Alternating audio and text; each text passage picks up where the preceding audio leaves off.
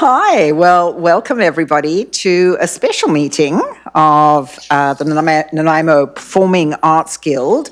We will have opportunity to welcome new members, but I'd like to call the meeting to order at 4:03. I'd like to first recognize that we're on the traditional territory of the Nanaimo First Nation, and echo the fact that it is an absolute gift to work, play, love, and laugh in this glorious part of the world.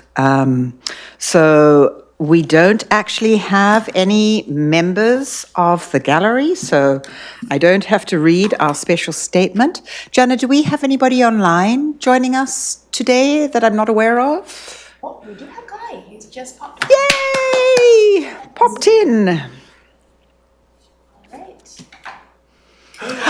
Hi! Added enthusiasm for Guy. Wave at Guy. There we go.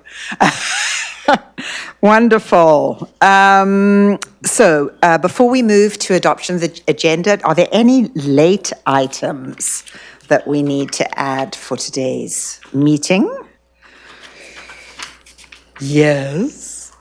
I'd like to add the lack. Michael, can you hit that that button? No, you'll see a little speak, and then your light goes on, and then Guy can hear you. Technology, fabulous. There you go. I would like to add to the agenda, address the issue of lack of technicians for the OV. Sure, I will pop it there for sure. Believe it or not, it has come up two times before. So, but I will put it under my late items, technicians for the OV. Thanks, Michael. Anybody else got any other later? Oh, Guy, yes, see?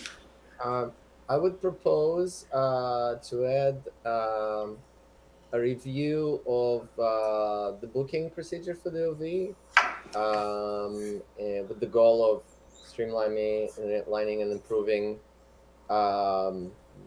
where we can, and maybe review just the capacity and get a gauge on where we are with bookings, utilization, basically analyze utilization with the goal.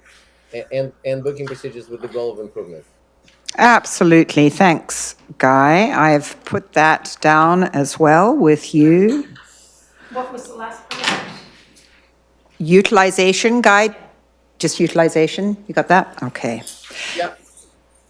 Hi, Holly. Welcome. Any other late items? Okay, hearing none then, I'd like please to have someone move for an adoption of the amended agenda.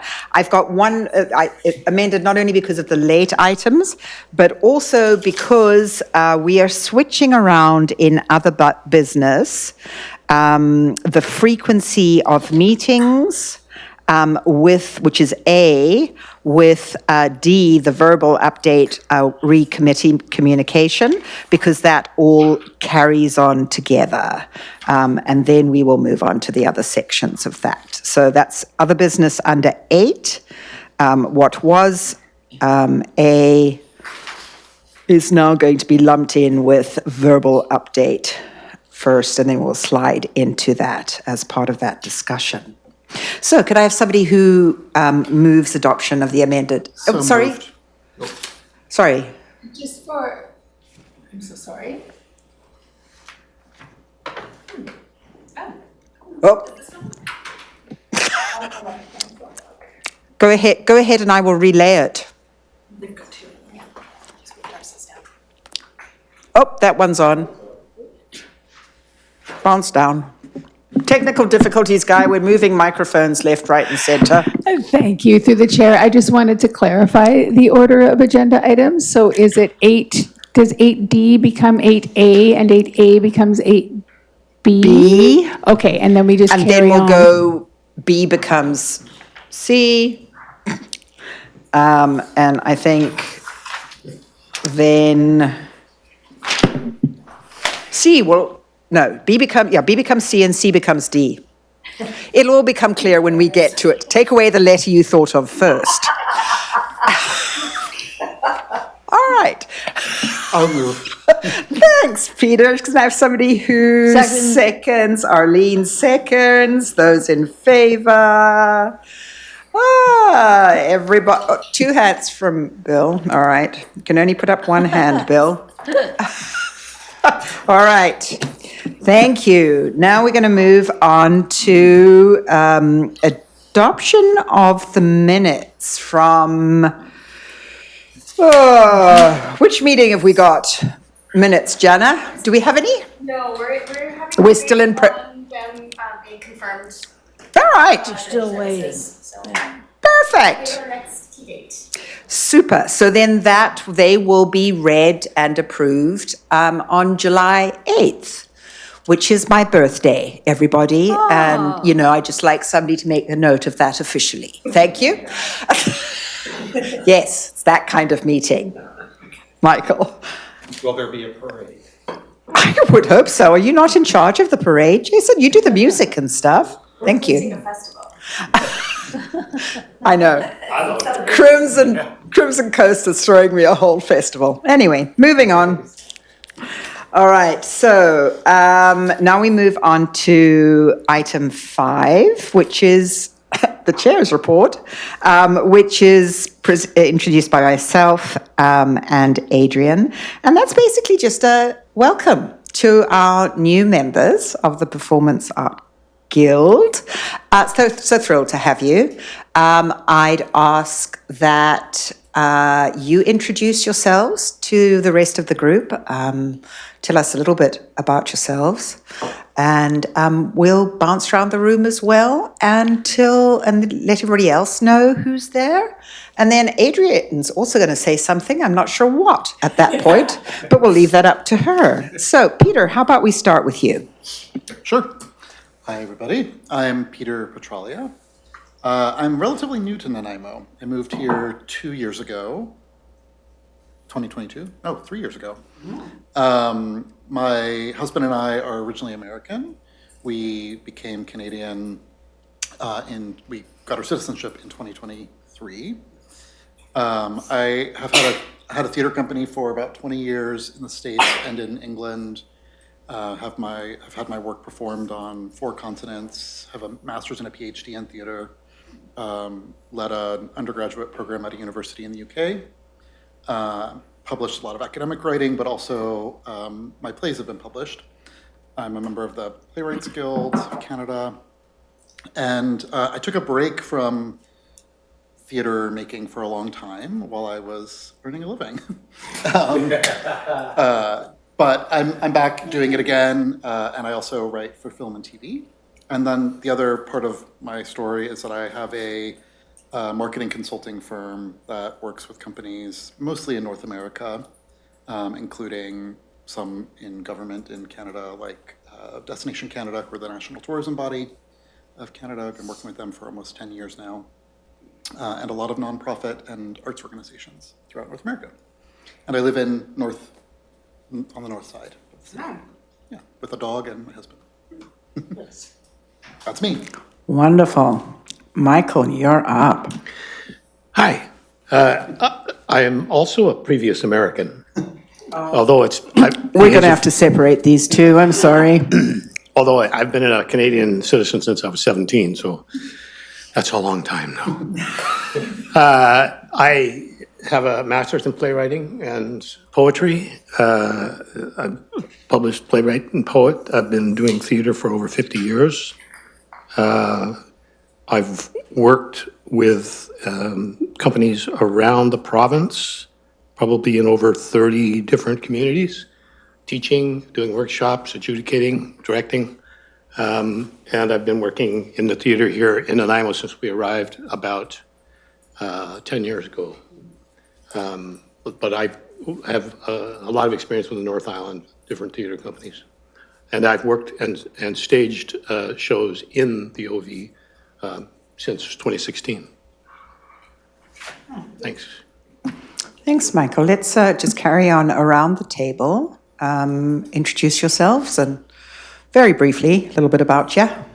Yeah, hi, my name is Bill Miner, and I've been involved in theater all my life. Graduated from theater school in the mid-'80s under Anthony Holland, and subsequently was performing in small independent movies in Vancouver and fringe festivals. When I moved to Gabriola, I reacquainted myself with Anthony and did about 50 of his play readings, and I started writing plays myself around 2003 and written about a dozen plays. They've all been produced, and 2 musicals. Also, I'm a graduate of the Justice Institute in conflict resolution, and I'm a civil mediator, retired civil mediator. And I too have produced and performed in a number of productions at the OV, and probably rehearsed and performed in every space that doesn't have black mold in all of Nanaimo. So looking forward to moving forward and brightening the penny of OV as best we can. So thank you. Thanks, Holly. We'll come back to Guy. Me? Holly. Holly, yeah. Don't be nervous. I'm always nervous. Holly Bright. I am the founder and artistic director of Crimson Coast Dance Society for 27 years now. It's ridiculous. I moved here from Ohio, well, actually from Manhattan, which was a huge change. The invasion is real, people. The invasion is real. Forum of America. But our spirits are aligned. So originally from Ohio, and was in Manhattan for a few years doing my thing. I've been a dance artist and a choreographer, and formed the society to kind of put a structure around what I was doing once I moved here, and stopped commuting to Vancouver. So really looking forward to getting to know everybody more. It's nice to meet you. I feel like you seem really familiar to me. I'm really curious. And anyway, thanks. I think that's enough. Lovely. Arlene, your turn.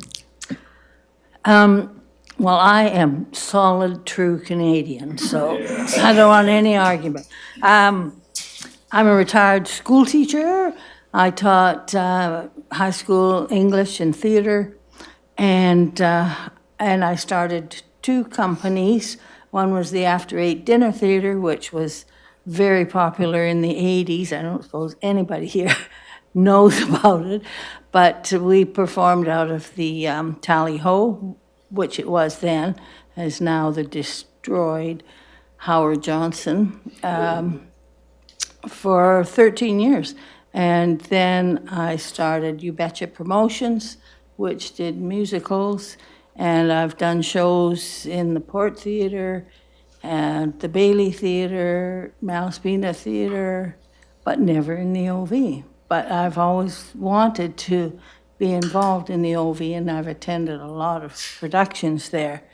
I'm really interested in making, I remember when the OV was a pub, Western pub, and then it was a church, and I see now it's a theater, and I really wanted to work as a theater because it's a really good space downtown. It's an intimate theater, and I feel that I have a few things that I can offer to the whole process, so I think that's about it. Wonderful. Thank you. You're up, Jason. Okay, I've been managing Long and McQuaid Music I've been an employee 19 years, managing it for 15. More on the techie side of things. Have a degree in recording engineering I got in Los Angeles. But now I got an MBA from Liverpool, University of Liverpool, and I'm interested in the OV mainly because there's a dearth of safe performing spaces in town, and a lot of my customers are looking for an outlet for places, and I saw this as a great way to get involved and give back. Great, thanks. Guy, I'm going to hop to you. Hi, can you hear me? Yep. Yeah, so my name is Guy Segal. I'm, I would say, more on the event production side of things. For the last, I would say, a bit more than a decade, I've kind of been pursuing a latent passion for entertainment and performance art, and to a degree, an intersection of technology and arts. I've been involved in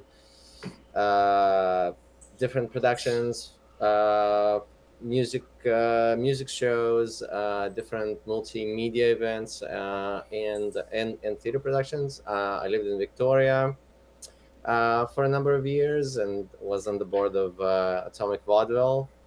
And now I'm back in Nanaimo, and I strongly believe in a sort of DIY localized movement, especially for the arts.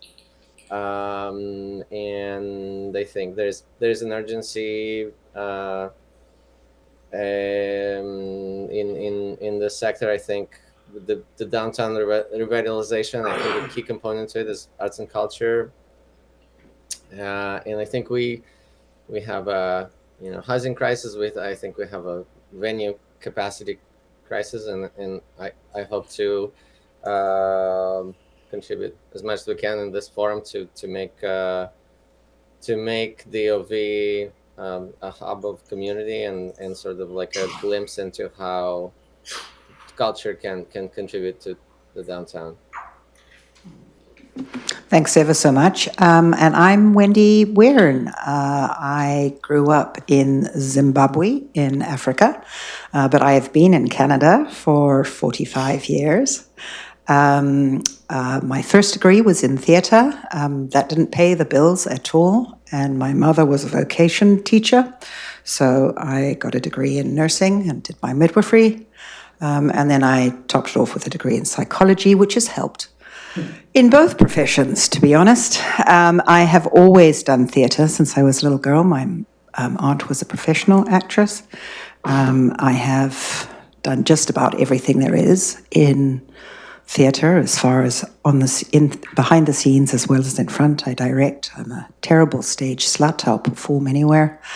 And I have been part of the OV's history for about 20 years as a theatre, when it started its roots. I have a huge passion for theatre in this community. I so believe that we as a group can achieve so much and put something down that our children and their children can really appreciate as far as a performing space. And I'm thrilled to be part of this committee as a result. What about our staff? Let's find out about them. Go there. Thank you very much, Wendy. I'm Adrienne Mercer-Breen. I'm Manager of Culture and Special Events. And for those of you who've been on the Guild for a while, you notice I've had a seat change. So as part of the welcome today, I do want to welcome Peter and Michael. And I also want to add that a third member has been added to the Guild. That is Eliza Gardner. Eliza is lucky enough to be attending a conference in Greece for her work and has been communicating with staff, but is obviously not able to attend today. So also wanting to thank previous members Sarah McLeod and Jackie Casey for their service. So the math is that 2 members resigned, 3 members have been added, and that is because council did consider and approve a request to alter the terms of reference so that my position would move from being a voting position with you to a staff support position for you. So I think that will help with some of the questions and communication that we have back and forth, and will also, help in that rather than being at the table and voting, I can be supporting you and also be supporting the staff that support us. So I think it's a great shift for the Guild. A little bit about me is that I've been at the city since 2022, end of 2022 in this role. I have lived in Nanaimo since 2004, and I've previously worked at the regional district and the health authority and through the culture community. You know, as everyone knows, you move to a new place and you want to find out what's going on. You look at the posters and you see what's happening in town. I was drawn in first to writing through WordStorm Society of the Arts, who had their monthly events.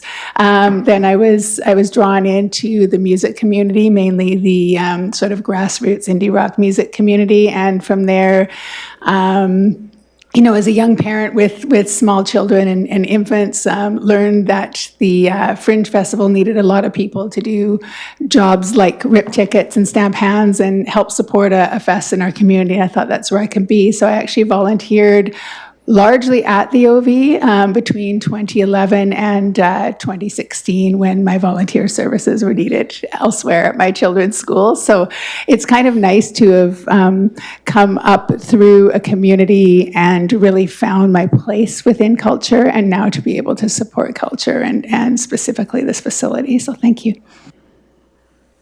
See if it's working now. Hi, I'm Jamie Brett Sine.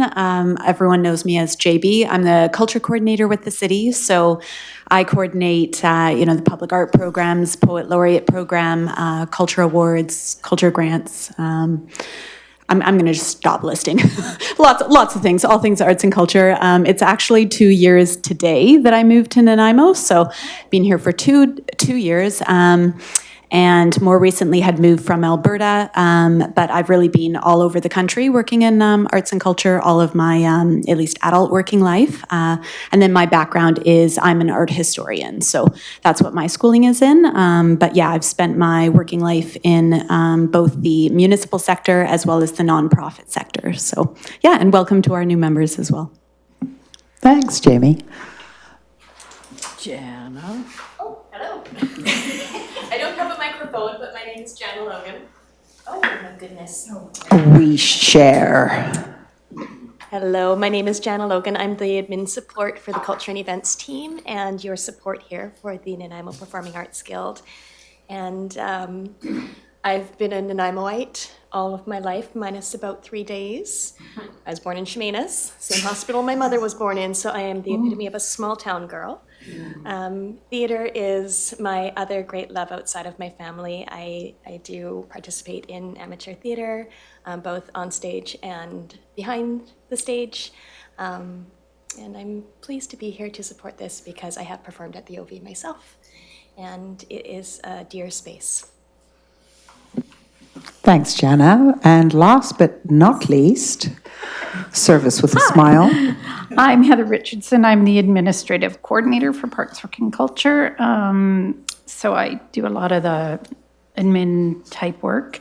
I too was born and raised in Nanaimo many years ago. I've been with the city for 31 years. So Arlene, I probably bumped into you at the OV when it was that country and western club. Yeah, we probably danced together. Yeah, there we go. You were in a line-up together. We probably were. Anyway, so welcome to both of you as well. Thanks, that's great. So I think we're ready now to move back to Adrian to do a very, very, very, very short presentation. And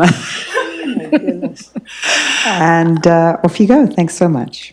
Thank you, Wendy. I can take the hint. I did promise Wendy my presentation would be brief. What I've done is I've drawn together some information that I know you will already have received, and then some updates to just kind of bring us up to present day.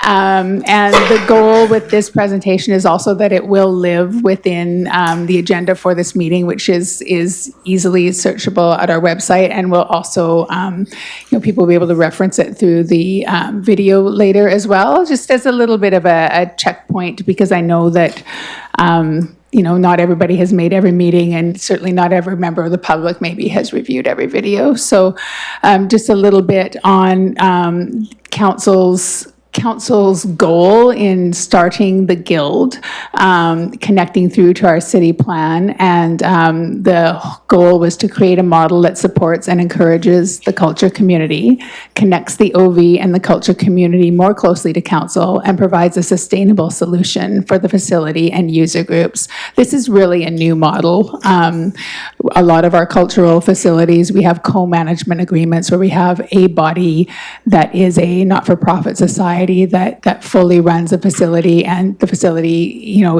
is city-owned, but really we are at arm's length. So this is a true collaboration, and really, we're at the beginning of something quite special, I think. The next slide talks a little bit about financial contributions. I'm sorry, I don't have a clicker. Thank you so much, Jenna. The financial contributions that have happened for the facility, I think that we have everybody was up to speed around the purchase in 2008 of this facility, upgrades including remediations of the east, west, and north faces, electrical panels, and most recently in 2024, early 2024, boiler replacement. So that totaled between 2008 and 2024, $741,628. I know that you received a verbal update at a recent meeting around work that is underway to get a variance approved, which has happened for a new improved fence outside the OV. Right now there is the blue sort of construction fencing that is there that must be unlocked when there's audiences inside. Staff has worked on getting a variance so that a new fence could be created that's a little more aesthetically pleasing for the space. They'll go forward to council in the next couple of months, and council, it will go forward to council for approval. So that will be roughly $20,000, and that will improve significantly the front face of the building. And as you know, we also had talked about interior paint and flooring. We talked about that in an earlier meeting as well. I did promise to come back with the budget figure that we have in place for that. As with all of our facilities, we do track what needs to be done when, and a year then that can happen. So for 2025, there is $52,900 budgeted for interior painting and $40,100 budgeted for flooring. So I did promise that I would come back for that update. Next slide. So just a bit of background that brought us to this point. You did know that once the previous society had terminated in late 2022, we had our interim operating agreement with Spotlight Academy, and council's direction was always that we would come up with a long-term solution for operation of the space, which did end up being the guild. That was the recommendation that staff brought forward to council and that council approved. So the guild, as you know, has only been running, we had our first meeting in March, and so we are still quite new. But we are, as Wendy had said, very enthusiastic to move forward. And we have just, as at the last point there, speaks to the terms of reference, and just this past, just earlier this week, council did update that terms of reference, and that's the position change for me on the guild that we just talked about. We can go to the next slide. I really wanted to touch on both the purpose and the duties of the guild. These are drawn directly from the terms of reference, and they are just there as a touch point. You can go back and review the terms of reference on these as well. But what I really wanted to highlight is under point 3, we talk about the collaborative work to advance strategic and operational improvements to the OV Art Center by providing input, advice, and guidance on topics relevant to facility operation and community use and enjoyment. And then, advising on future spaces that may be created as well. That is really key. This guild has so much to offer in terms of that lived experience and that understanding. We can own the facility as a city, we can maintain it, but the piece that makes it live and breathe is you.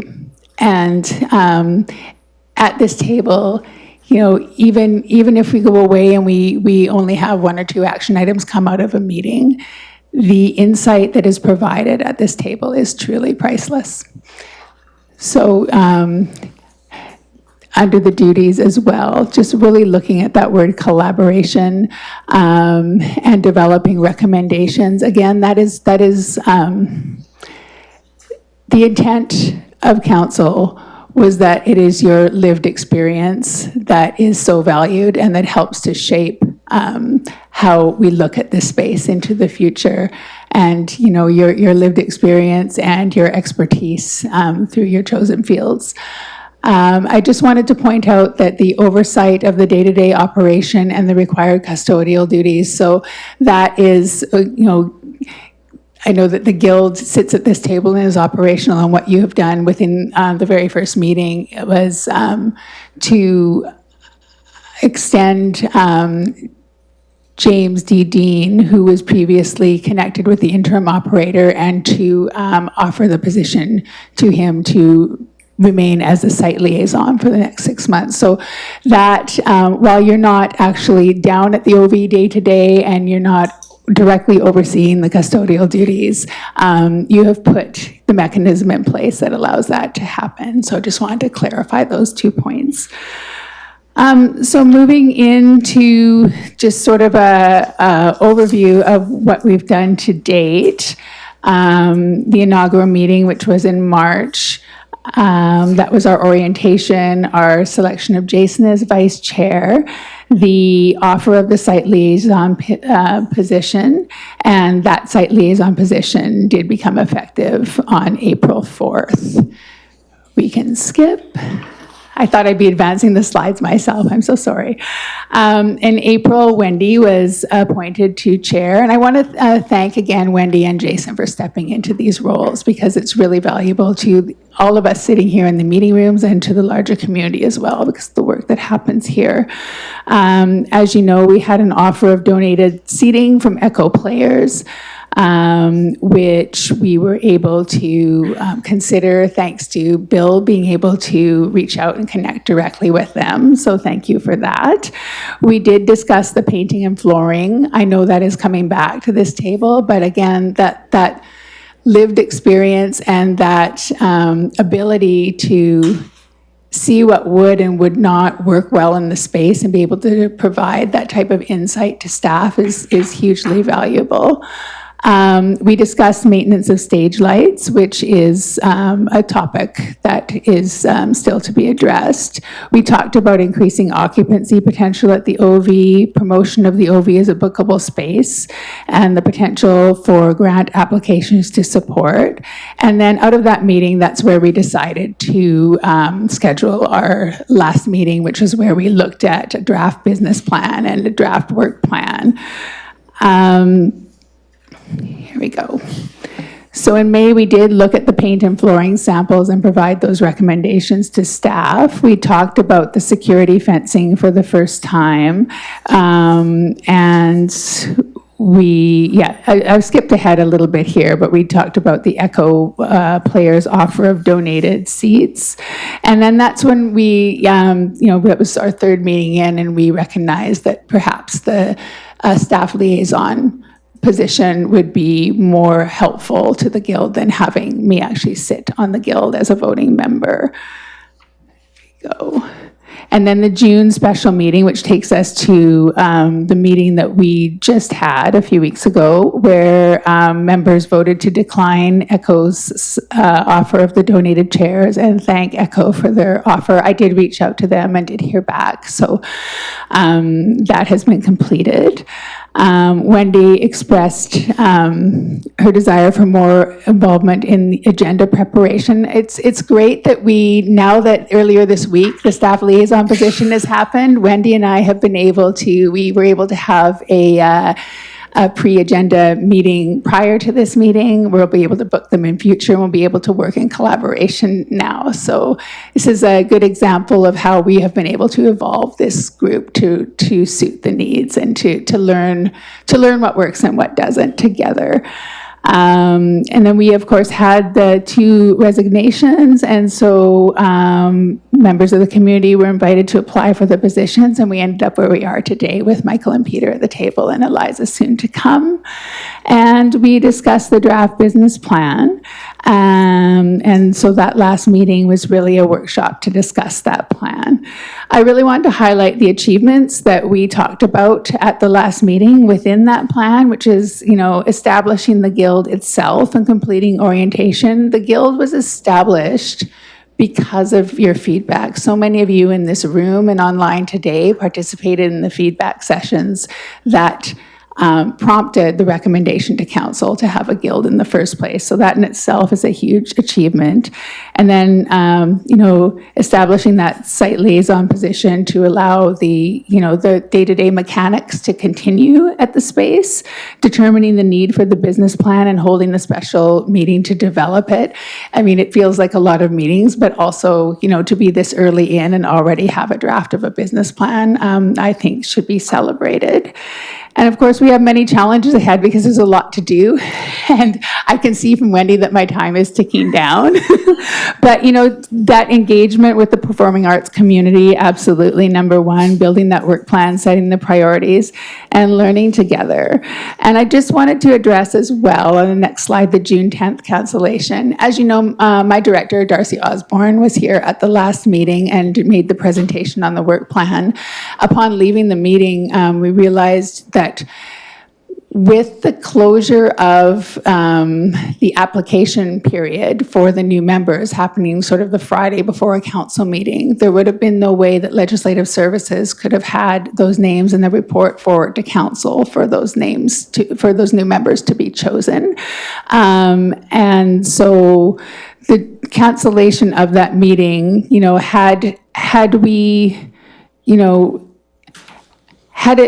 had we been aware of it at the time, it's something we would have brought up at this table. It would make more sense to move together as a group with the new members present than it would be to move forward and have to backtrack. And so, again, an example of us all working together, Wendy was able to step forward. I know there are other members as well saying, we would like to meet sooner, given that we're canceling that meeting. And so that's what brought us here today. So I have a review. I think I missed the slide, of decisions to date. But really, it's within the presentation. I listed our decisions to date, which is the site liaison position, the feedback on painting and flooring. We talked about website updates, which Jamie Brett has actually completed for us. We made the decision on the donated chairs, created the draft business plan, and had the workshop on the draft business plan. And so, as the last slide says, we're almost caught up right now. Council's decisions that were made Monday night were not actually known when today's agenda was created.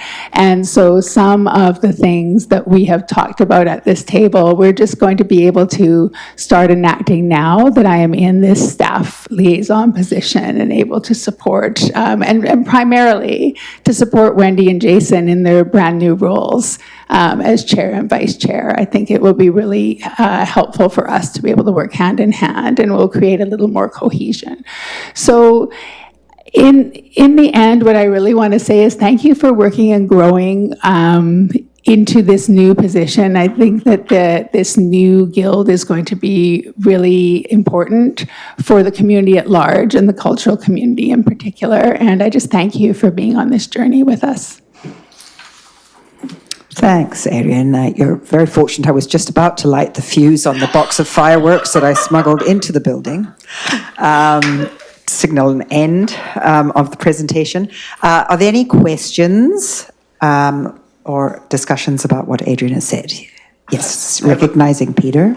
Thank you. I have a question about the website, which this might not be the appropriate time to talk about it, but I was just wondering why the website no longer exists as, OV whatever, and is now on the Of course. So through the chair, and this will be more evident when we get our minutes packages from previous meetings. We did have this discussion. There was a society that was the OV Arts Center Society, and they did have to terminate their co-management agreement with the city. So that website is not owned by the city. It was owned by the previous society. So I think Jamie Brett explained at the last meeting to you, like the social media accounts that were with that previous society, we don't actually have access to those. What we do have is the OV is booked through the city's allocation system now. We already had an allocation system in place for all of our other facilities. So it took a little bit of work, but we were able to bring it in and align it. Jamie Brett has created a page within our city website framework where you can go in and you can see what the fees are and you can see what is available within the facility. So we're just at the beginning stages of that too. The Guild, I know, is keen to build a communication strategy and to build a little more awareness around what's available there. Okay. Thanks, Adrienne. Anybody else got any questions or discussion? Recognizing Michael. Just to comment on that previous discussion, I think it's worth bringing up as a topic of discussion in a future meeting on the agenda because it's a big issue. I just went through the process of trying to book the space and trying to find out who was in charge of that. It was a real rigmarole. So the information's not out there. It's not easily accessible, and it needs to be dealt with. So I'm suggesting putting an agenda item. Thanks, Michael. We will add it as such. Certainly it goes into our work plan and the communications that go along with it, so valuable. Any other questions, comments, discussion? I see Holly. Through the chair, thank you. I'm just curious about the draft work plan. Is that, I was kind of asking myself, did we really do that? Because it wasn't clear to me that it was kind of, I felt like we had a presentation of where things were. So I was kind of curious about that. I can relay my sentiments about that. We talked a little bit about that. I understand what you're saying, Holly. This was in our last meeting, folks. And it did feel that a lot of the time was taken up with presentation and only a little bit on throwing actual items into the work plan. As the minutes become clear, that all of those items will be available to us for our next meeting on July the 8th. I've got a section of them that we can look at. I also asked the question, how do we specifically deal with specific items? How do we get the actions going? And that's what we'll talk about a little bit today as we circle back to that work plan and what we specifically can do, each of us, to start seeing those actionable items take place. Yes, Arlene. I had the same question. I was confused where we were between the work plan and the other plan. But I thought, review of upcoming work, I thought we must be thinking about the explore, promotion, communications opportunities, and that's what we as a group were going to be working on. And that would be our work plan. We hadn't really decided on a work plan at that point, in my mind, at the last meeting. But this is what I thought we were sent home to put together, that kind of information, and that we would be presenting it today and starting how we were going to explore, promoting, and communicating opportunities. Yeah, so somewhere in the middle of that, absolutely. Yes, there was a large portion on presentation. There was a collection of ideas that'll form the minutes. We're going to circle back on some of those today as actionable plans, and then it'll become easier as well as we go away in between each meeting to pigeonhole which items go into which sections, and more importantly, what is the actual things that we can do or recommend, put the wheels in progress to bring them into actuality. And that's where we're going to take off from today. Right. Do you have anything else? Sure, through the chair, yeah. So we had decided at the last meeting that the business plan or the work plan would be placed onto each agenda here forward. So we do have the draft from the last meeting, and that it would be a standing agenda item that you could work on each meeting. So you will see it is on the agenda today. This is a special meeting, so it's a little different. It was called, I know that there were things that Wendy as chair wanted to go through today as well, but certainly in all of the regular meetings, it is a standing item, and the chair will go through and figure out with what the other agenda items are and what sort of chunk of time would be devoted to that. So it will be ongoing work of the Guild as per the chair's discretion for setting up that the timeline for that on each agenda. Yeah, thanks, Adrian. And just so you know, I asked very similar questions at our pre-meeting meeting. Yay, more meetings. And was handed this, which is actually it's a draft only, which is why not everybody got it. But you'll see the little pigeonholes. I'll pass it around because everybody can see. Through the chair, that is the one that was in the last agenda. So it will be in your last agenda package. But it's actually got some items filled in. It did as well in the last agenda package, and then the presentation was based on this. So it is the draft business plan and draft work plan. So if you go back and look in last month's agenda, it is part of that agenda. Darcy's presentation just was a little more of a visual walkthrough of it. Right, so there you'll see the pigeonholes and what we can reflect on coming together for each meeting and where you can find it. And for our new members, will they get sent that?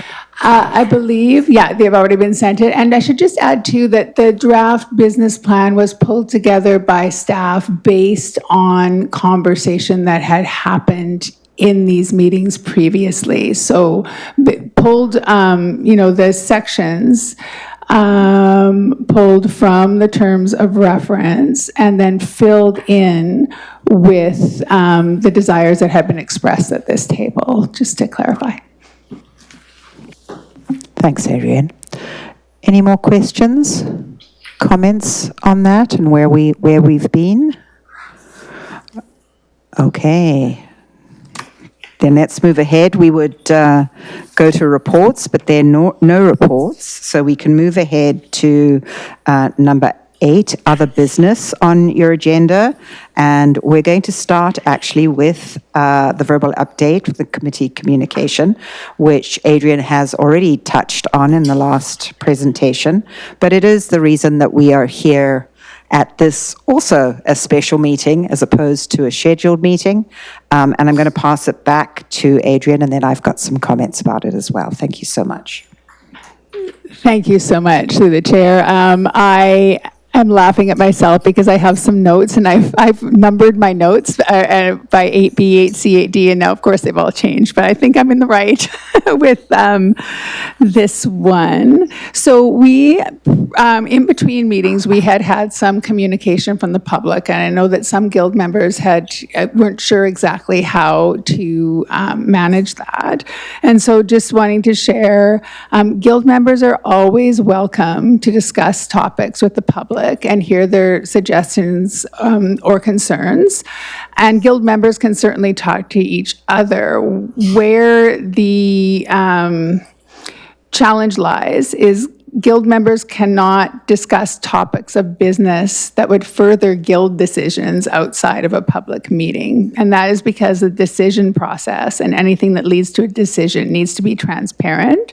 So those discussions need to be saved for these meetings because they are public, they are recorded, they are broadcast live, and members of the Guild or members of the general public can go and review those minutes or watch those videos at any point, and they would get to have the the same level of understanding of the debate as you would at the table. So that is the difference. But certainly if a member of the public says, oh, I understand that you're on the Nanaimo Performing Arts Guild, I have a suggestion, I have an idea, you can of course talk with that individual. It's just, you can't go home and email all the guild members saying, oh, I'd like to make a decision on this now before our next meeting, because it would, it would be something that you would want to discuss at this table if it was an action that the person wanted to bring forward.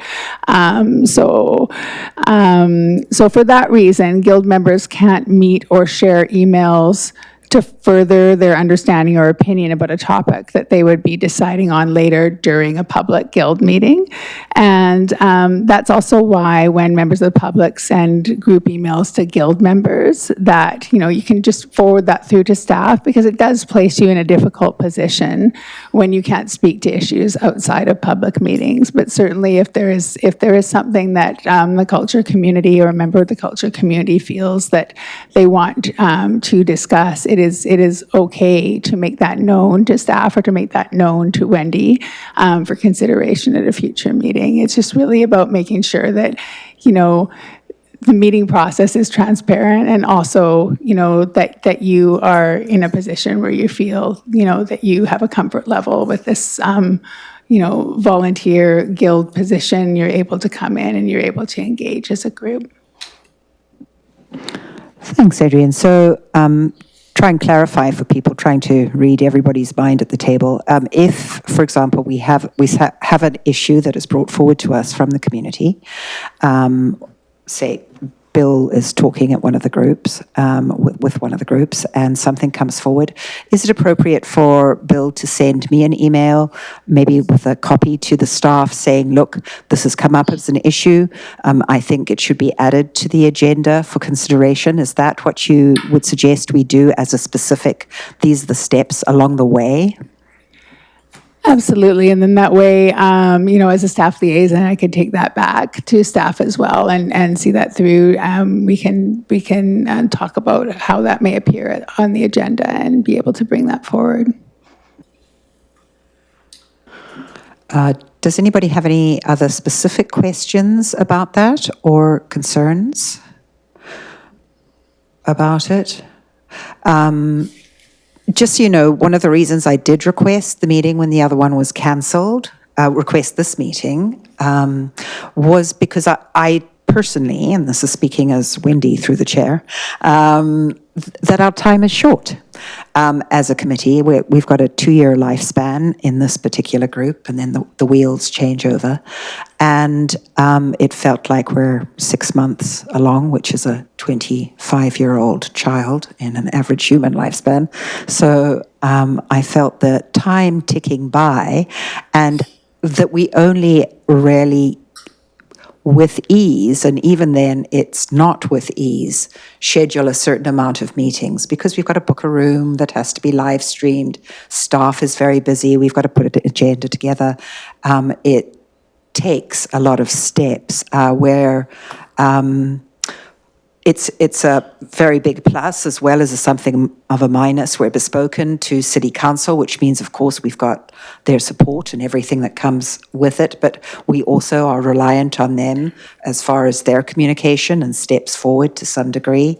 So it just felt that we were losing ground. And I needed to make sure, as chair, that we weren't losing ground, that we would keep up the pace, that our communication would be clear.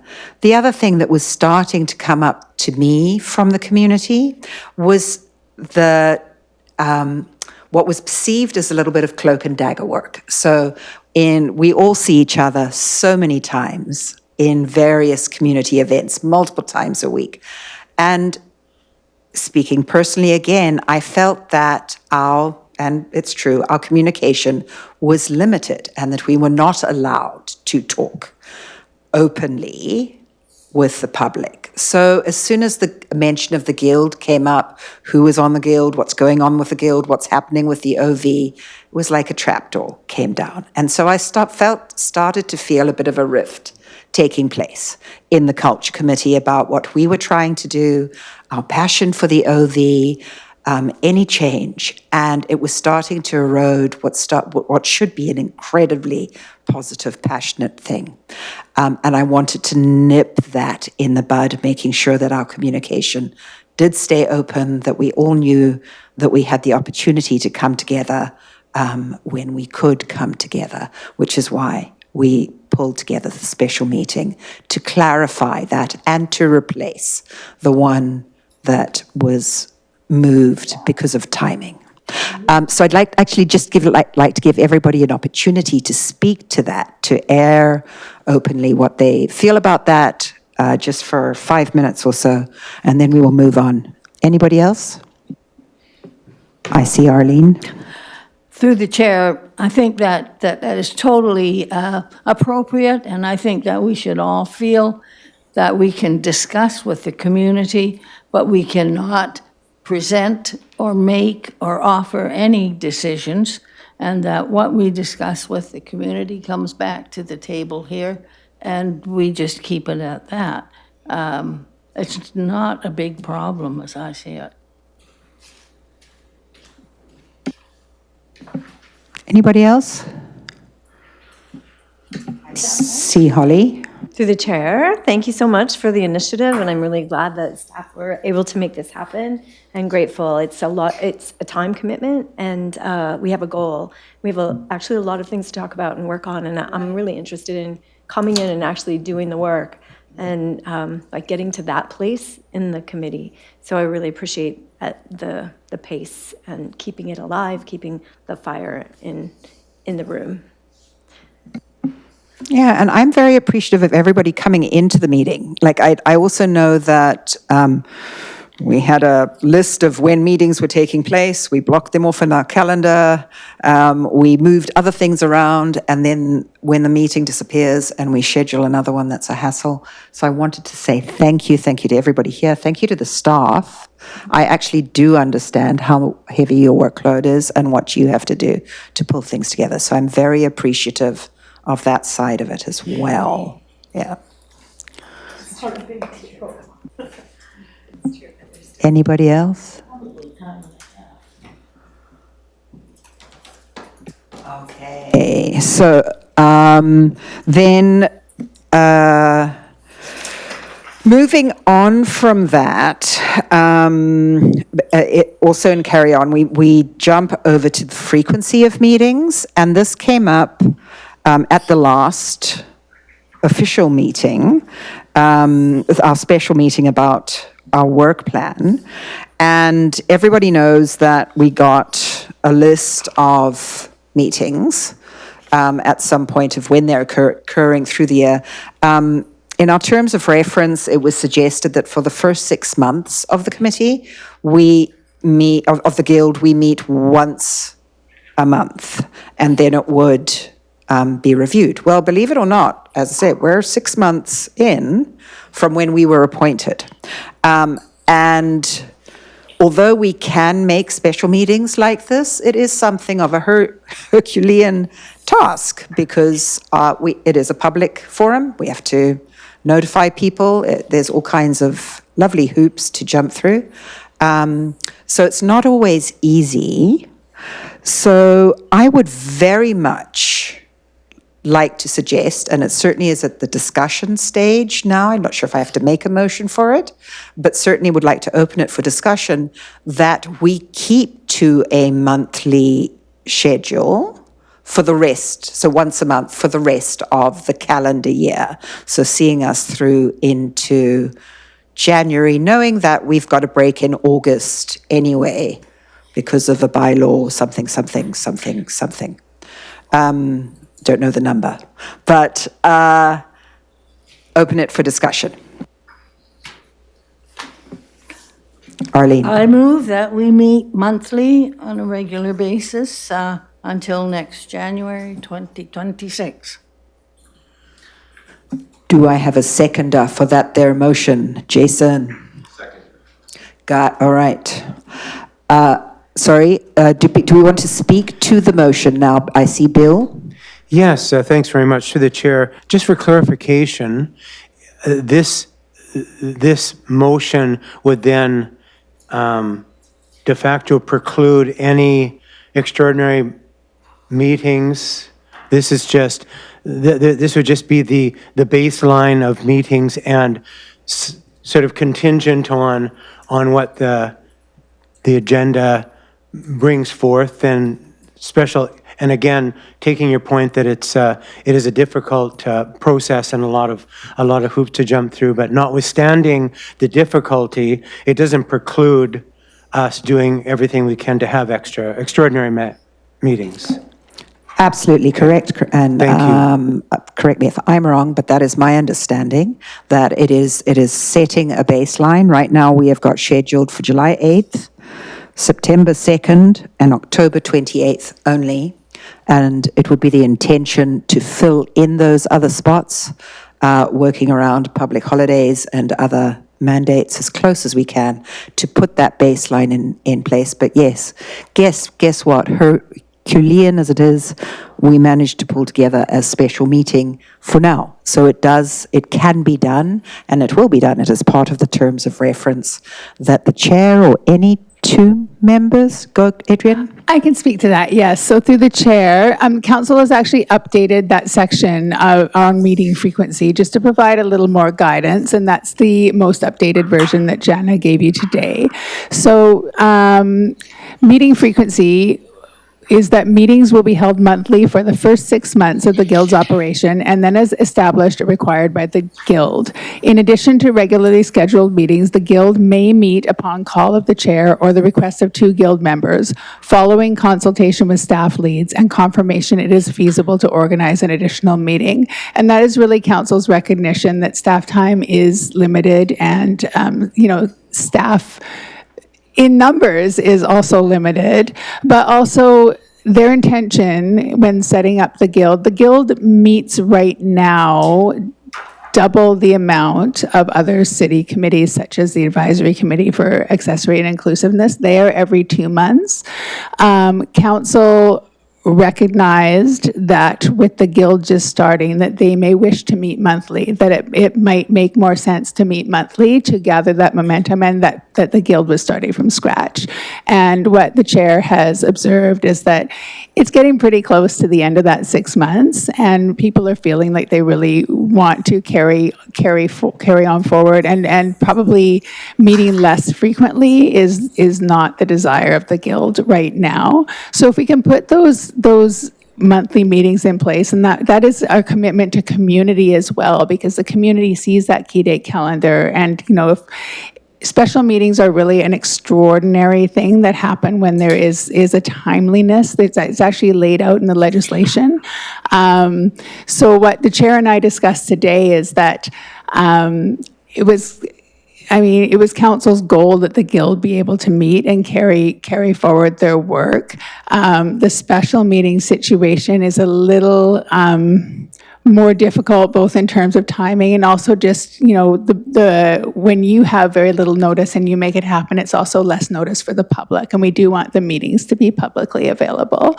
So, just a recognition that monthly schedule is working right now and should continue, and the community is already aware that the Guild is meeting monthly, so it would make sense to continue that through.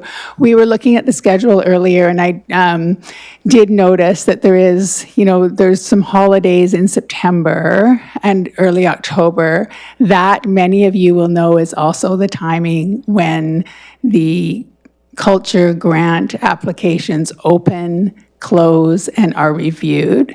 So staff will have to go back and take a look at that time period, because it is the same group of people that is pulling together all of the administrative pieces around those grants. And so that is work that a schedule has already been laid out for. So we will have to go back and take a look at that timing for that particular 6-week sort of period and see what's feasible. And that is exactly what this meeting frequency in terms of reference update is that there are times when it would be feasible to hold a special meeting on not a lot of notice, and there are times when the urgency of a matter would really mean that does need to happen. And there are times too when you would look at what is the balance for the culture community and what is the balance between, calling a meeting and other things not being able to move forward. Okay, any further discussion or questions? I believe we have a motion on the table. Can staff just read that back and then we can vote? Thank you so much. Moved and second, or it was moved that we meet, that the guild meet for monthly regular meetings until January 2026, at which time frequency of guild meetings will be discussed. Question? That means, through the chair, that means that there would be a meeting in August, even though it's not on the schedule. No, Is that correct? because seriously, there is a bylaw. I'm not sure what it is because I haven't read the Bible.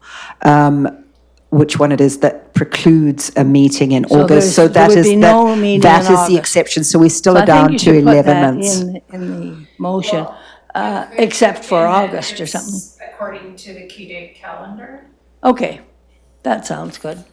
Yeah, thank you. Meet for monthly regular meetings according to the key date calendar until January 2026, at which time frequency of guild meetings will be discussed. Okay. Any Second, further? second, Bill? Do we have to second that amendment? Is that okay with you, Jason? Okay. Apparently, there's no problem seconding it. Any other questions or discussion on that motion? Are those in favor of passing the motion, please? Unanimous. Thank you very much. Nobody is opposed. All right, we can move on. Hooray, look at us truck today. I have been sworn with a blood oath to get us out on time today, if not a couple of minutes early. Telephone. Put on speaker. No, yeah, I'll answer it for you, Michael. You know me already. Okay, sorry, breaking away. I'm back now. Now we can move to actually what would be our standing business items. So looking more concretely at our plan, actions, and updates. Although we don't have the document ahead of us, I do have some things that are time sensitive that we should perhaps look at today. Arlene, did you have something? Yes, I'm sorry, I have to leave at 5:30 because of this torch lighting ceremony that's going on at Diana Krall today by the BC Games. So I hope you are all aware of the BC Games coming to Nanaimo in BC September. Senior Games, correct? Plus 55. Senior, trust me. Senior Games. Okay. Yeah. So I have put together, now I don't know if this is the appropriate time but I've put together a sort of a work plan, and I'd just like to share it with everybody. And I've made copies here. And then, I can leave at 5:30. I don't think it's going to cause a lot of discussion. I don't have a lot to say about it. Oh. So what do you think? Sure. Let me pass it on. Let me. Hang on. I'm getting a look from the corner. What's up? I'm just saying, so through the chair, you could actually add this to your standing business on the OV Center work plan. That could be part of which that is where discussion. we're That's at. next on the agenda. Which is anyway. where we're at. Yes, you're exactly right. Yeah. Yeah. Okay. How many copies did you make there, I think Arlene? I made 8. Okay. Toss them around a wee bit. Now, Maybe we give were one back to the talking- staff. Adrian was talking about keeping it, that it's up to us, the Guild, to keep it live and breathing, the OV space. Sorry, And- Guy. We know that you can't see what we're looking at. So. Oh, right, yeah, sorry. Sorry. I don't know if we can do anything about that. Okay. Maybe speak to some of the points Anyway. then, Arlene. Yeah, now the question is, who is going to do all this? This is what I think should be done, but I don't know who does it all, so. Board members, I think. I guess the Yeah, latest one. we passed that motion last time, didn't we? Anyway, So- about grants, I think we are getting a huge grant from the city already. I mean, we are getting the painting of the place, we are getting the flooring of the place. They are already subsidizing the OV Center to a huge extent. So I don't know if it's fair to apply for more money from the city when there are other organizations that need the money as well. I think working with the community, we need to put more effort into into connecting with people in the community that could use the OV Center. Our goal is to get the facility used, right? That's what I understand. And not to necessarily create the programs that are going to keep it. So suggestions, approve the city programmers who Darcy mentioned at the last meeting that had ideas that were ready to go but just needed approval. Approve whatever they want to do and let them try it. This number 2, I think, is really what is going to affect a lot of users. Take an inventory of all the equipment and supplies, everything that we have, that the OV has to offer, and put it on our website as far as equipment and supplies, so that users can look and see, oh, they have a movie projector. I don't know if we do. They have a lighting board, they have a soundboard, they have microphones. I know we've got flats and platforms, and you know, we saw a lot of the equipment and supplies when we did the tour of the facilities, but maybe there's more. And I think we should say the place has been, when it's done, newly painted and new flooring has gone in. Promote the newness of the place. Take an inventory of all the services that the OV has to offer. This is what I found when we went on the tour, that there is outside security during productions or during events that are taking place. We can move the seating arrangement to any way we want to, and let them know that if they want to have a theater in the round, we can move the seating around for that, or if they want to have the center area for some kind of production or exhibition or something, that we can do that. That we have outside pre-show music if they want, that we have technical support. We have apparently, or we hire, they have to pay for it, but we hire one technician at least to work with them. If they if they want to bring in their own technician, our technician would be a mentor for their technician, and they would have to hire one.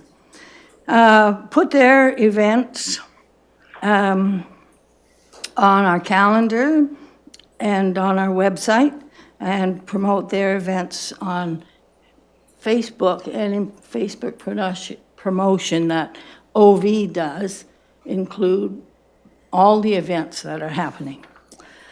Links to the inventory, services, dates of events, and executive on the website. Hold an open house with coffee, tea, finger food, to which groups are invited.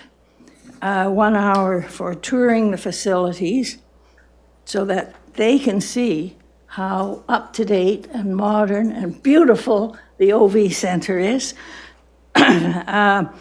And we can even invite guest speakers. Nicola Dunn, program advisor with the BC Arts Council, I'm sure she could come and tell all organizations, you know, how to encourage their programming, how to improve their programming, and how to get BC Council, Arts Council grants if they're interested.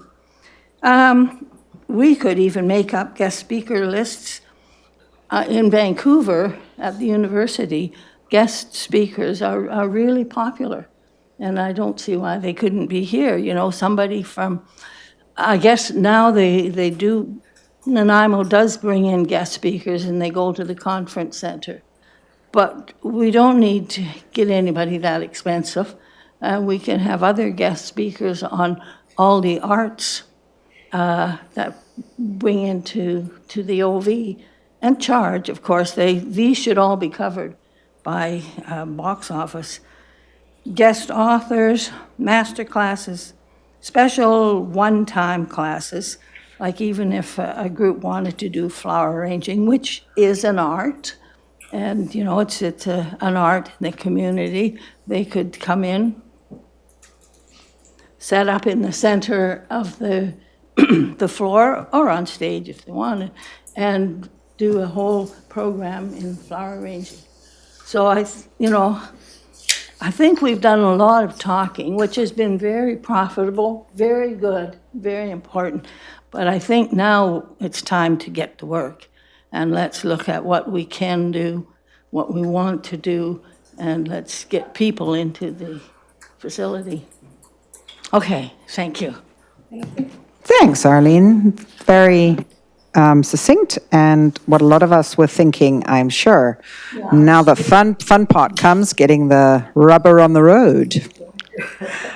Questions or discussions about those things? And also circling back, I see Peter. I mean, I'm keen to hear the items that you had on your list, so I want to keep this quick. I just wasn't sure what was meant by item 1 around approved city programmers presenting art suggestions. I didn't see that in the previous minutes or the things I was sent. What is that about?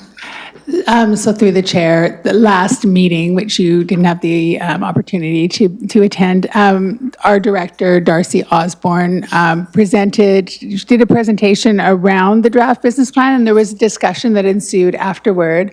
Somebody asked about city programmers, and what Darcy said was, recreation, we do have recreation and culture programmers. Jamie Brett is one. She's the culture coordinator for the city, and through her role, she oversees the poet laureate and youth poet laureate positions, and so she has had the opportunity to program poetry events within the Vancouver Island Conference Centre, and also has had the opportunity to, with the youth poet laureate, program a youth summer poetry camp. So those are some examples. We have programmers there's a seniors programmer with the city. There is an inclusion programmer. There are youth, child and youth programmers. All of the summer camps that run for youth through the city are programmed by our recreation programmers. So what Darcy said was the previous model, where the Old Victoria Arts Centre was the previous society that ran it was in a co-management agreement with the city, and they ran it as a theatre and an arts center independent of us, and it was their programming. So we didn't have recreation programmers programming that space the way we would the Bowen Recreation Complex or the Oliver Woods Community Center or Bevan Park. But if it was the Guild's will that we would take a certain amount of time at the OV and ask programmers to investigate what they could program within that space, it is something that we could certainly do. Is it okay to ask a follow-up? Go for it. So I guess my question is, how does that different than the current process where anybody can submit something through that form, which we need to talk about that form, but how would that be any different? So the difference is the current form is a local community group wants to rent a city facility, the OV or any other facility. They fill out that form, they talk with our allocations clerk, they book the space. This would be city staff looking at what programs they could offer through our city activity guide, our recreation guide, figuring out maybe they would want to run a seniors stagecraft program, and they would look at programming that in at the OV. They'd say, okay, it's going to be Tuesdays and Thursdays from 10:30 to 12:30, and we've got an instructor that's willing to run it, and we're going to program it, and we are going to take bookings through our own booking system, fill the course, and run it. Okay. So that would be different from Western Edge deciding that they are going to run their season as they do at the OV and booking the space for chunks throughout the year and then running their own programming independently of the city. They pay the city for the space and they run the program.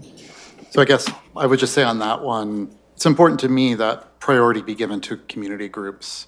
So I wouldn't want the city to be booking Tuesday and Thursday evenings for months on end, for instance, which would be really problematic for any arts organization that wanted to use it.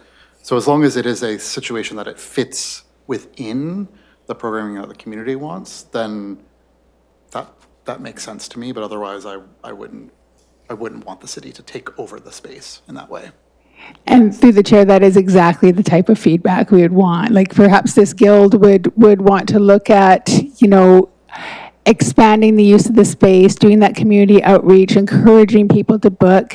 And then they might look and say, it seems that we have a week that is regularly underused. Could the city use it? Is that something we want to make a motion about that? Because our programmers are always working, months ahead. They're always working to the next guide. So, they could do a pop-up on short notice, but it would be something that you would say, oh, we noticed this was a trend in 2026. What do you think about trying this week as a trial in 2027? Like that's a way it could work.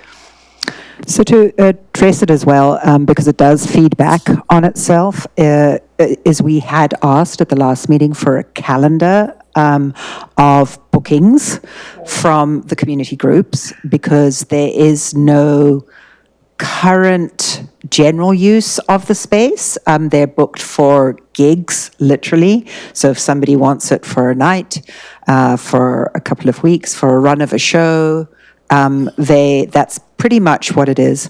We also know as community users that it is a very underutilized space right now. It's got multiple levels. Not all of it is necessarily performance space. There's a smaller stage downstairs where other classes could take place. So chances are it would be a hybrid system. Acknowledging, yes, that priority perhaps would be given because it is a performance house for gigs to enhance that, as well as the rehearsal time needed to put those shows on, because that's also something that has come forward from the community is they want a performance house, but they'd also like to be able to rehearse in a space within a reasonable time for their gig. But also music shows and that type of thing popping up. So one-day events, two-day events, as opposed to perhaps a 6-week stretch of pottery on Tuesdays and Thursdays, or whatever that might really impinge on a production schedule. But that is something that we are very able to suggest. We do need to have some idea of what the bookings are to begin with, going forward into 25, 26, although I would imagine they're very limited. I would be surprised if we've got more than one or two going through into 26, maybe for the fall. But how do we go about requesting that for our next meeting? So I believe, and I don't have the minutes handy, but I believe the Guild did actually request that for the next meeting. It's just that this being a special meeting, it's not, we don't have it, but we can get the allocation sheets that are produced by our allocations person who books the OV, and we can have those included with your agenda. Yeah. That's great. Bill? Yeah, through the chair, further to this discussion, I think that we would need to, I believe we'd need to postpone any decision whether the city could add OV as another venue to their calendar options, just for the very simple fact of what Adrian said, that they're doing that long in advance, and we need more information about, and as we're going out to hopefully beat the bushes for all sorts of different interesting groups that haven't had an opportunity or aren't aware of the OV, I think we would need to move that and then reassess later once we've had some time with the calendar and have brought some people in as the open house and such, but to say to the city programmers, well, here's one more venue like Oliver Woods, like the Aquatic Center, like the Conference Center. I think it would be premature even to give that any more consideration at the moment. And through the chair, Absolutely. And we do book it now. When you see that, you may see, like, there has been the odd booking. Sometimes it just has said something like, Adrian, asset management team. And that's literally me going through the facility at a time when no one is in there with members of our team who, when they go through, rather than sitting in a room like this one to talk about the facilities, come in and actually walk through the facilities and see them as you did on your tour. Or during the summer 2023, when we did our engagement with the groups that had been liaising with us throughout the interim period, there were some online sessions. I know Holly attended one, but you'll remember there was an in-person session I had at the OV. So those, we booked them. It's because if I don't say that I'm doing that, then, somebody can show up for a performance that they think they have booked, and there I am, leading an engagement. So those things all do get booked in. So there are one-offs happening right now, but in terms of, that long-term programming, I hear what you're saying.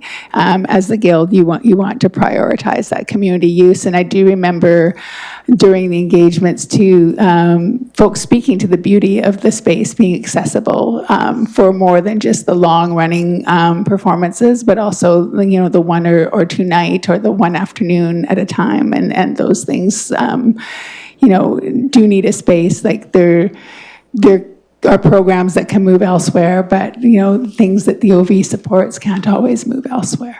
And through the chair, I did attend that meeting, by the way. Okay, I do see you, Arlene, but Jamie's got a question. I'll be quick, Arlene. It's just a quick clarity question for Bill. When you were speaking about adding the venue to the calendar of events, were you speaking about the city's public calendar? That is the calendar of different events happening in different venues? Yeah, through the chair, yes, for clarity, I was speaking to that it wasn't...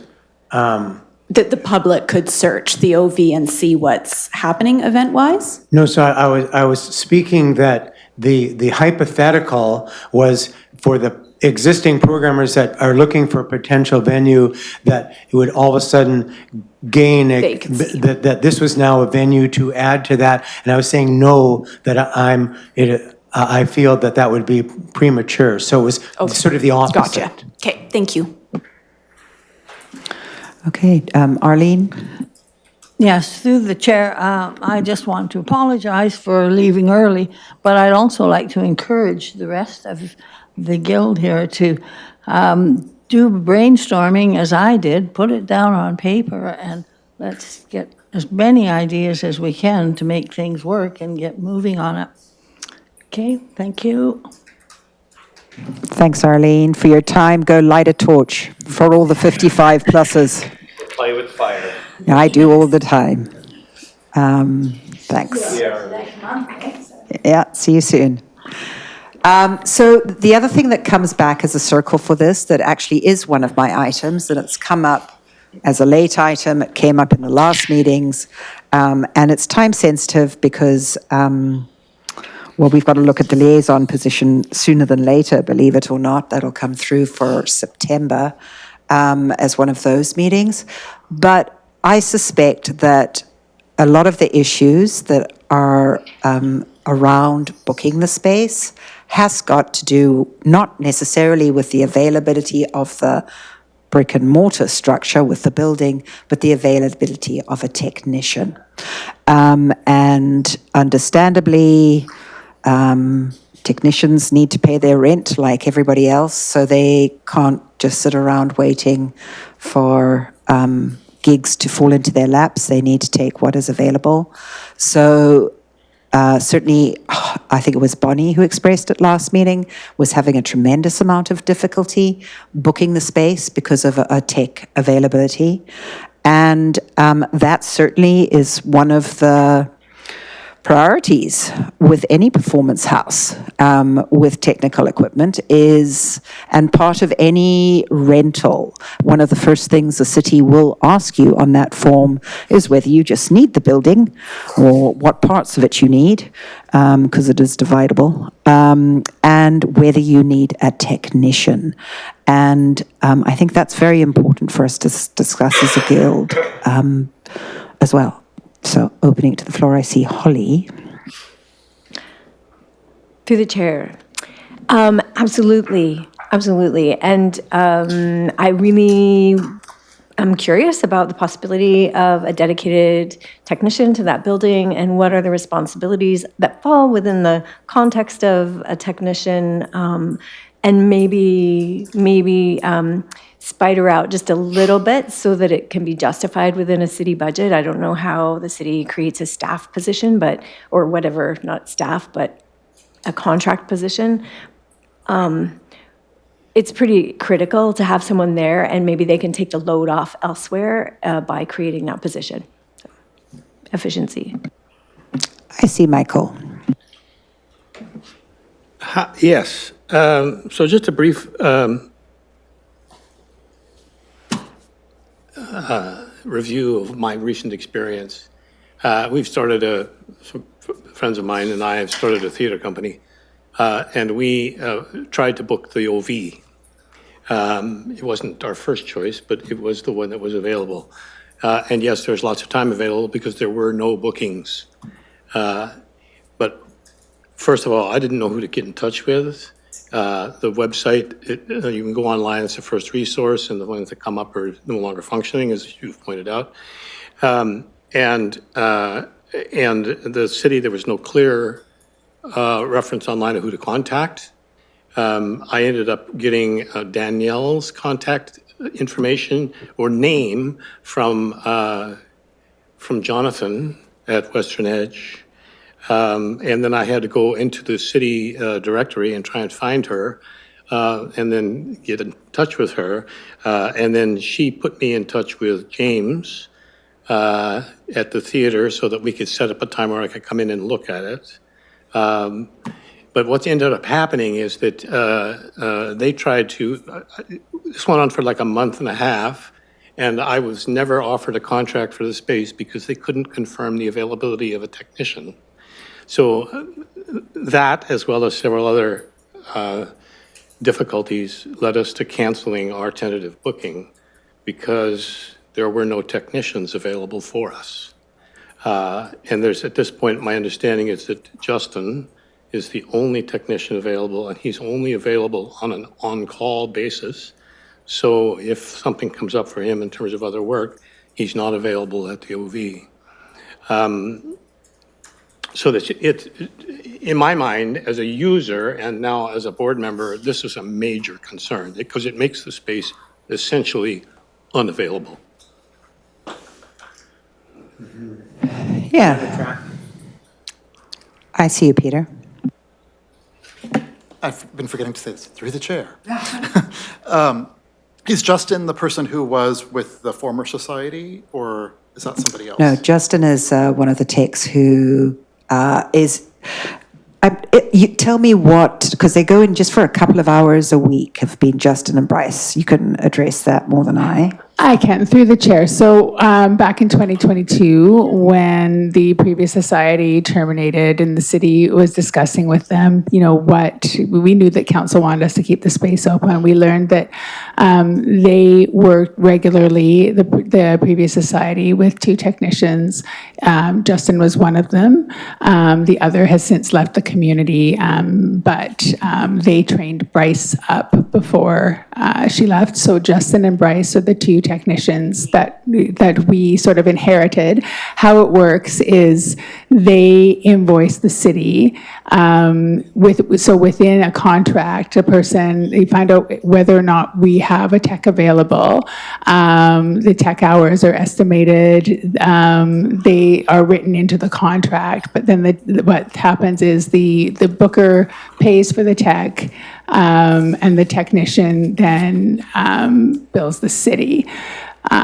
Bills the city for the hours. So we have those 2. James is in the process of meeting with and walking through and then hopefully progressing to having Justin and Bryce train up more technicians. At the time that we did move into the interim operating agreement, we we also work very closely with the Port Theatre. They too run out of a city-owned facility and have a co-management agreement with us. And at that time, their artistic executive director, David Warburton, said to us, tech can be a challenge. If you ever run into a challenge, you can give us a call and we can see if we can help. We did recently have to call that out. Through that, we actually were able to find a solution for a group that was trying to book a tech and unable to. And through that, we may have been able to add to our roster, if you will. James is in the process of working with another individual to see if they can come on. But it is a challenge because we don't have a budget for a tech to be on staff, and James is not, he's a contract position. It's not even a part-time role. So it is a challenge for the Guild to look at and look at options for addressing. I would say staffing is something that you will probably want to be discussing in an in-camera portion of a future meeting, because it does move into people's roles and responsibilities, but it's certainly one of the key areas that staff and I'm sure council thought that the Guild would want to consider and address. So how do we actually move ahead on this then? Do we, you mentioned an in-camera, do we schedule that for our next meeting? Because, correct me if I'm wrong, but the tech as a problem to renting the space, to using the space, to improving the space, to keeping equipment up, which is also the other thing that Bryce and Justin would do, is they would go in for a couple of hours a week and, well, a month actually, or 6 hours a month or something like that to try and upgrade. But keeping the tech side of the building running for performance space sounds like it's quite a priority. How do we progress? I'll just answer your question. Yeah, go ahead. To the chair, you could certainly work with staff as a chair to schedule an in-camera portion of the meeting to talk about that in a more fulsome way. There was something I was going to say about tech, and it has escaped my mind. But it is, it is, as everyone at this table knows, an ongoing challenge for sure. So, Jana is. Oh, I'll leave the chair to recognize Guy. I recognize Guy. Thank you. I just wanted to kind of touch on a bunch of points that I've been kind of collecting over the last however long. First, I wanted to say that if staff is preparing a list of bookings for the next meeting, maybe we could add to that, as I mentioned in additional business, maybe we can add to that an overview of the booking process. Anything from like touch point, entry point, and then the whole process throughout, and maybe we can review it and more confidential sort of improvements. On the point of the Guild or the city being involved to whatever capacity in event production or co-hosting, I see it as a sort of a Kickstarter effort, as a kickstarting effort to simply with the goal of increasing utilization. I don't think it's a long-term role of the city or this community, but definitely in the interim, we want to create opportunities. We want to lower the bar for people to produce events, and I certainly know a lot of people who've never produced events, but they maybe potentially would like to, and so with the goal of lowering the bar for them, city can co-host or pool resources and help that way. Thirdly, on the issue of tech, I think maybe we need to develop a roster of on-call technicians that we could forward, again, until we find a more permanent solution, that we can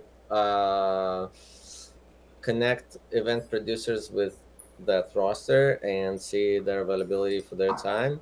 I would like to add an additional point that I think a lot of productions, a lot of events, at least kind of maybe more on my side, more music events and maybe like cabaret, vaudeville style theater productions, there is a strong sort of do-it-yourself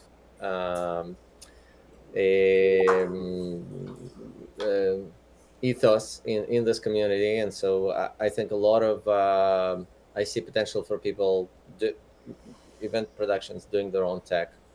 I certainly did for the me and my production team did our own tech for a small production downstairs that we did for Halloween, sort of like a variety show.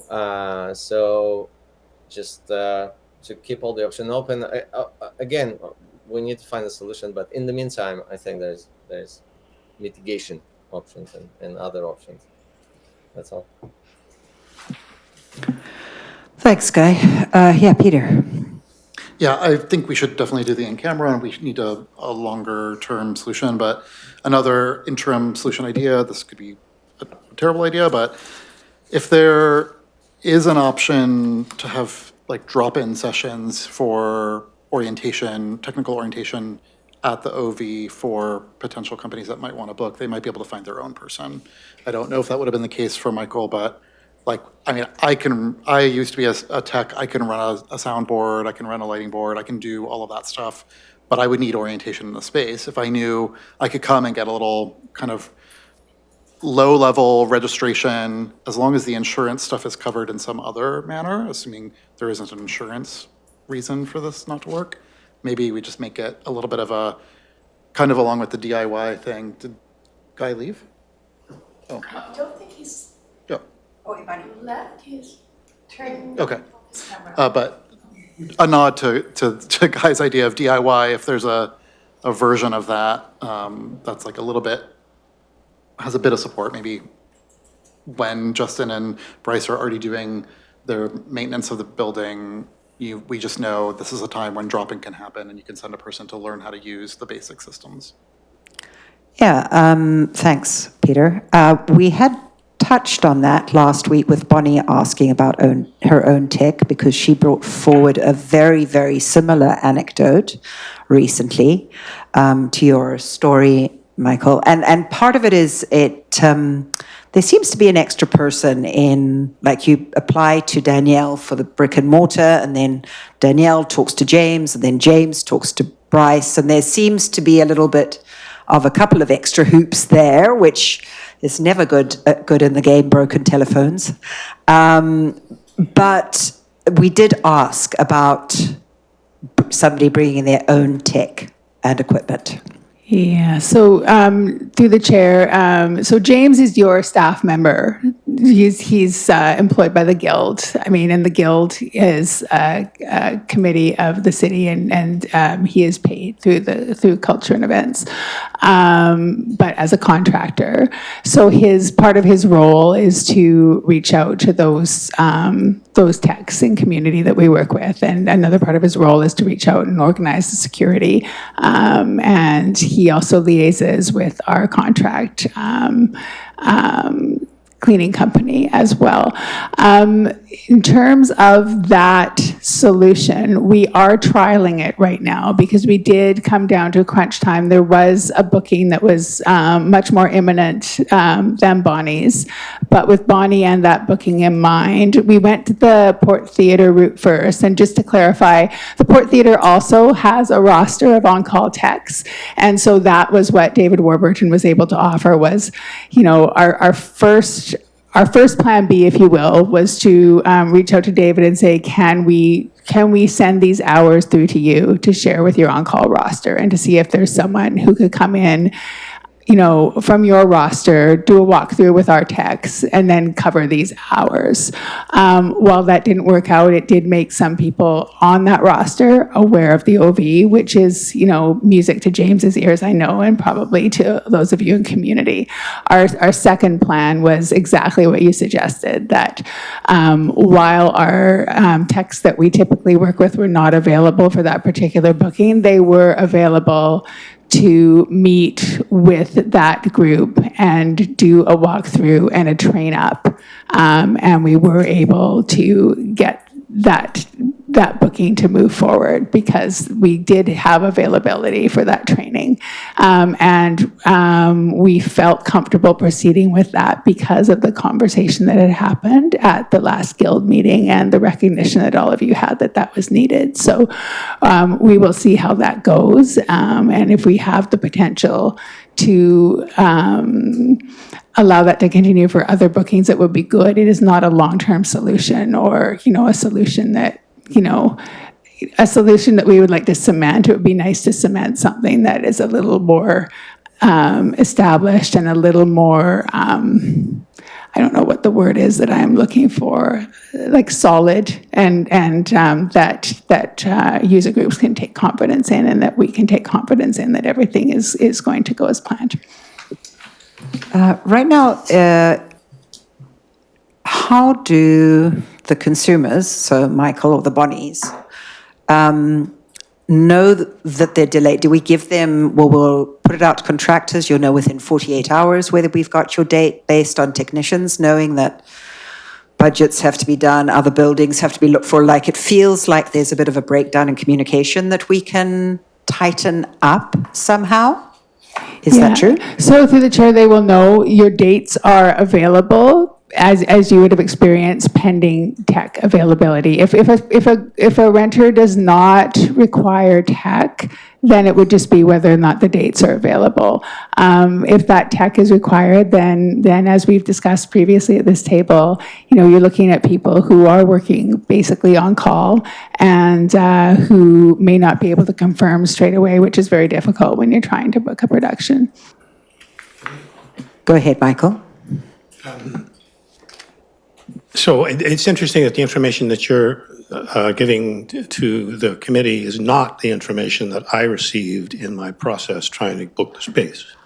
I was told that the only person left as a technician was Justin, and he was not available for our dates. So there was no one else available. We had a young woman who has recently graduated from VIU who was capable of doing tech and just needed the training.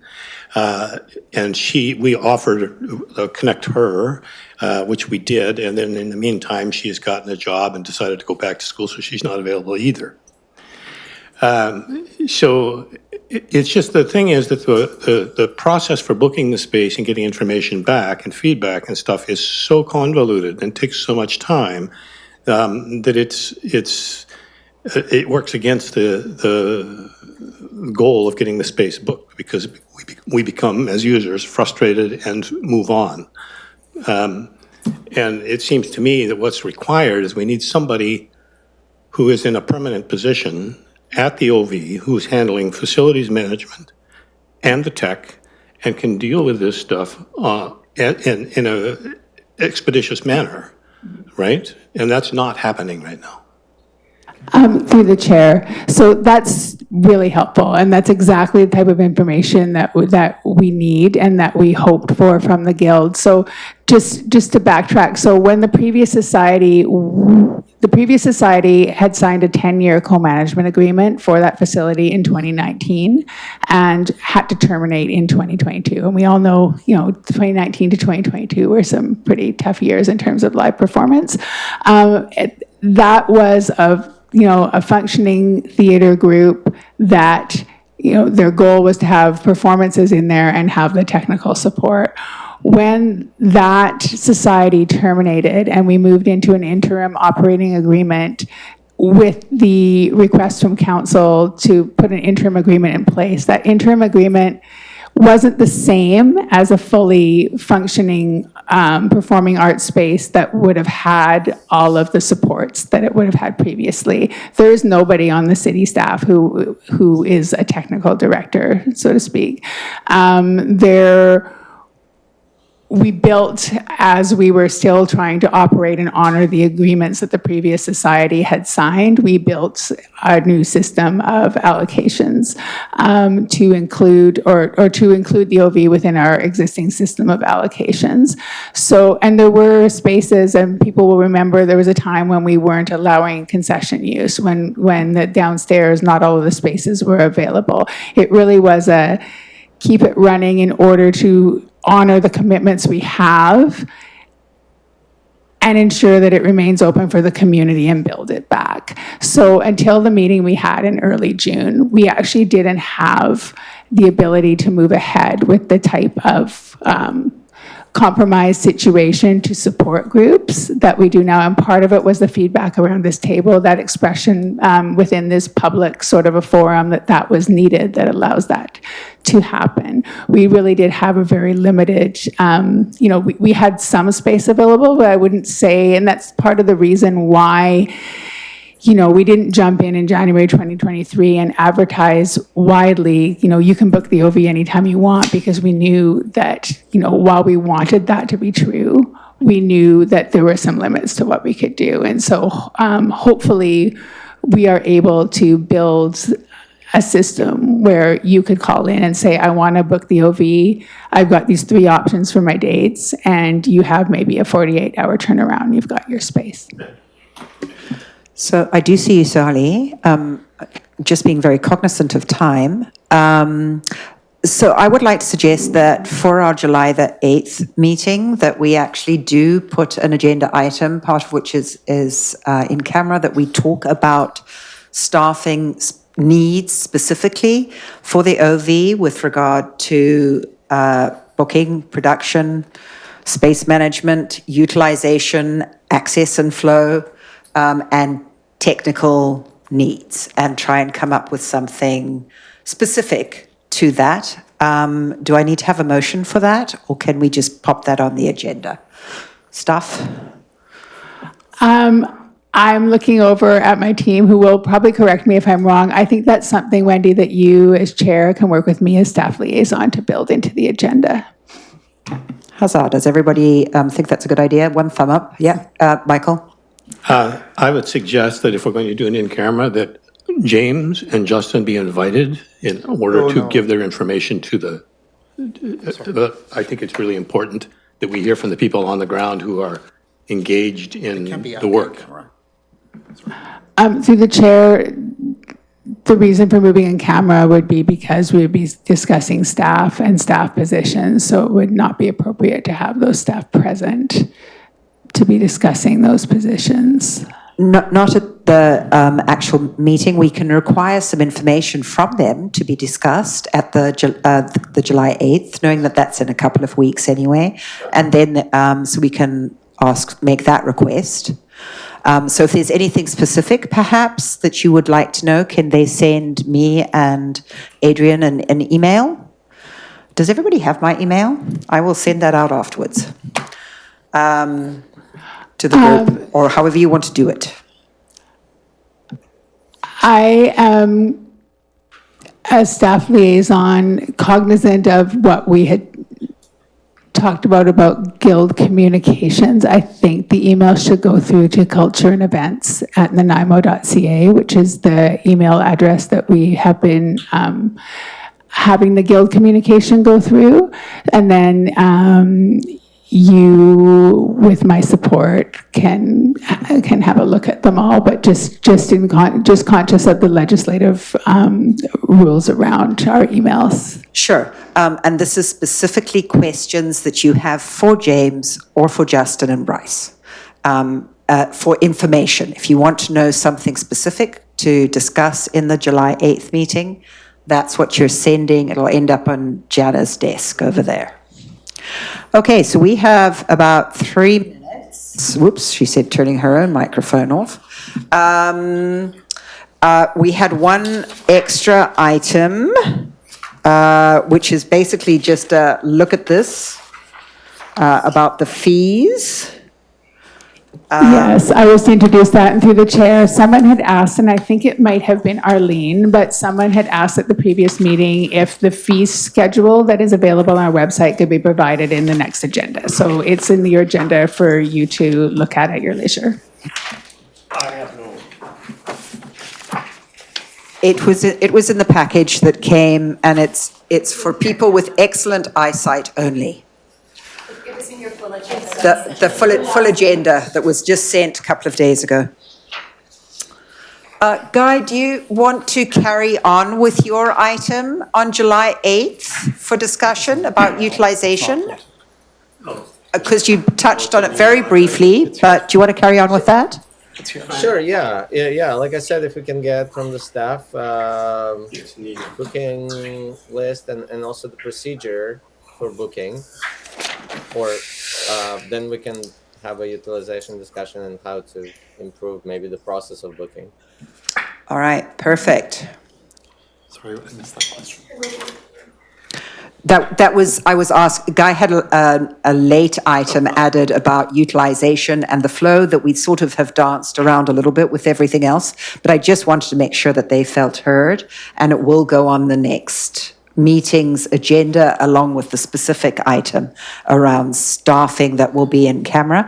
Please, everybody, feel free to, if there is an issue that comes up for yourself or the community, CC me with Jana, so I know about it, so it can be brought forward.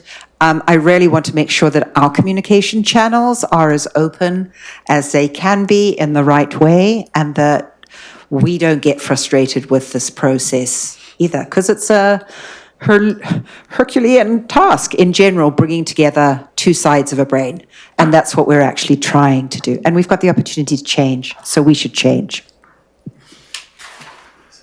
Okay, so with that being said, can I have a motion to adjourn? Thank you from Michael, seconded. Everybody, those in favor, everybody, we're out. Thank you. Thank you very much.